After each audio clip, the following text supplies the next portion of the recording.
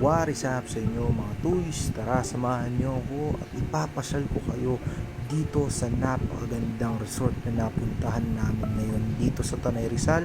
At ito nga ay ang Cresta de Roca Mountain Resort. At ito, ililibot ko kayo sa paligid. At dito nga sa loob ng resort nito ay grabe, napakalaki nito, napakalawak, ang ganda ng view, lahat-lahat talaga nga naman mapapamekos-mekos ka dito insan. At hindi lang yan, grabe ang lawak ng parking, ang lawak ng space. At ito nga, may nakapasalubong pa ako ditong taga-bundok. Hindi, joke lang, katropa yan. Pero grabe, sobrang lawak ng parking. Pwedeng pwede to sa mga nagpapa-house party kung medyo marami kang datong. At ito nga, aakyat tayo dito sa taas. Talagang pag-akyat mo pa lang, makikita mo, wow, sosyalin talaga yung lugar na to. At ito nga yung parang hallway nila, yung event hall. So shoutout sa pare ko. At ito nga yung pool. Grabe, mamaya papasyalan natin yan. At ito nga, grabe, napakaganda ng lugar na to. Siyempre, di tayo magpapahuli, tatalon tayo dyan. Yan, swimming muna tayo mga insan. Pagkatapos nga nun, pinakuha ko yung anak ko. Maliligo kami dalawa dito, magsiswimming kami. Paraming isang kalabaw at isang langaw. So sabi ko, hi ka dyan, hi ka sa video. Buti sumunod, nag-hi nga lang. Ano, hindi nga lang katingin sa camera. Camera shy.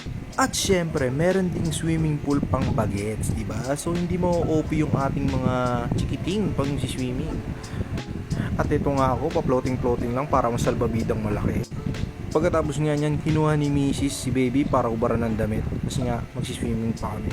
At ito, ikot-ikot muna at pansamantalang si ate ko ang magbibideo. So ayan, pinapakita niya sa atin, napakaganda talaga nitong lugar na to. Alam niyo yung panahon dito sa Cresta de Roca, pagitan siya ng bundok eh. Kaya may time na maulap, may time na ma-fog, pero napakaganda, hindi mainit yung lugar na to, hindi rin malamig, talagang swabing-swabe. At ito nga yung kitchen area, mamaya papasukin natin dyan. Shoutout sa kumari ko, yan, shoutout din kay Bayaw.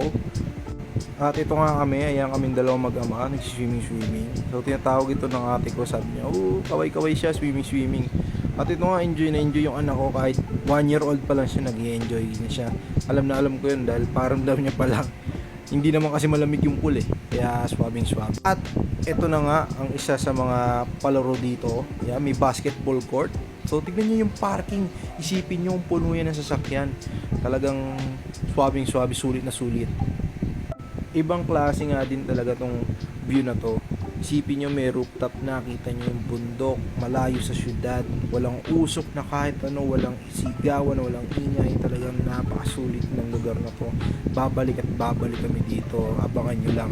Tignan nyo nga naman yung view, napakaganda. Walang usok, walang building, walang kahit sino. Kahit yung umutang sa'yo, hindi mo makikita eh. At yan nga, ang lawak nga ng parking doon.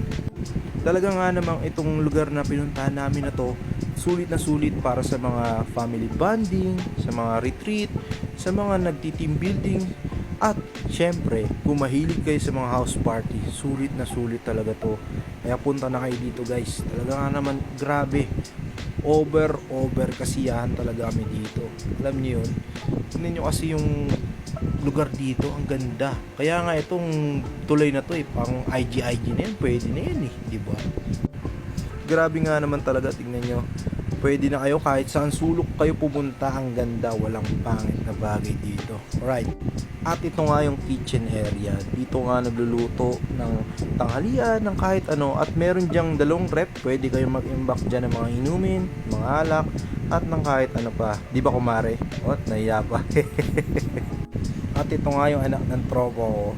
Nakatulala siya. Tapos tinuro ng lolo niya yung camera, biglang napatulala. Cute-cute ng mga bata, talagang nag-i-enjoy sila dito sa lugar na to. At hindi sila naboboard. Yun ang kinagandahan kasi nga ang ganda ng view. Isa rin yun sa mga nakikita sa mga mata nila. Kahit dito pa lang sa papasok dito, papunta sa mga cottages, talaga nga naman napakaganda. At meron pang paliguan dito sa may gilid. Kung gusto nyo mag-shower habang bago maligo, pwede. At hindi magpapahuli ang paborito ng inyong toys, ang bilyaran. Hoy, disclaimer lang ha, hindi ako bulakbol. Talagang natuto lang talaga ako sa panonood. na sa mga Facebook, sa YouTube, kung paano magbilyar at nagustuhan ko din. Kaya nga ito, nag-enjoy kami ng kalaro ko, si Pancho. At sulit na sulit talaga dahil hindi ka maboboard sa swimming, hindi ka maboboard sa kung ano-ano. At tinesting nga din natin tong Insta360 Go 3 ko dahil nga up to 5 feet siya, pwede siya sa ilalim ng swimming pool, basta wag lang sobrang lalim. Sulit na sulit talaga ang bili ko ng Insta360 Go 3. Dito sponsored.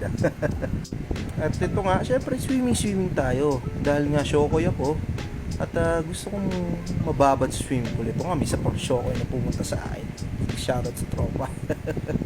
Ay, syempre, langoy-langoy muna tayo. Gusto ko sana mag-floating kaso ang laki ko eh. Kaya, isip ko, titigil lang ako. At ito naman, sabi ko, maglalangoy aso ako. Ang lapit-lapit lang naman. Wala, enjoy lang tayo. Malayo muna tayo sa problema at isipin. Kaya ito tayo ngayon. Kasama ang tropa, ang pamilya. At ito nga ang pamangkin ko. Tinuturuan siya ng daddy niya lumangoy. At hindi mawawala sa swimming na ganito yung mapagtitripan. Ito nga, kagigising lang nung pamangkin ko kasi nga nag-inom sila nila kuya nung isang gabi at hanggang alas 5 sila natapos. Ito nga, inagis na sa swimming pool. Tawa kami ng tawa, lahat na nandiyan sa pool tawa ng tawa kasi nga kagigising lang, inalimpungatan pa. At pagkatapos nga itapon na yan, nag-dive na. At pagkatapos nga niya niram yung camera ko, sabi niya, videoan mo, babaklip ako. O yan, di ba, ang galing. At ito nga si Kuya at si Pancho, at nag-backflip din sila. Grabe, ang galing, di ba? Talaga nga naman sulit ang punta. Alam nyo, hindi rin masamang lumayo minsan sa mga problema natin, sa mga isipin natin sa araw-araw. Kaya maraming salamat, Cresta de Roca, sa pa-experience sa amin kung gaano kaganda tong lugar nyo.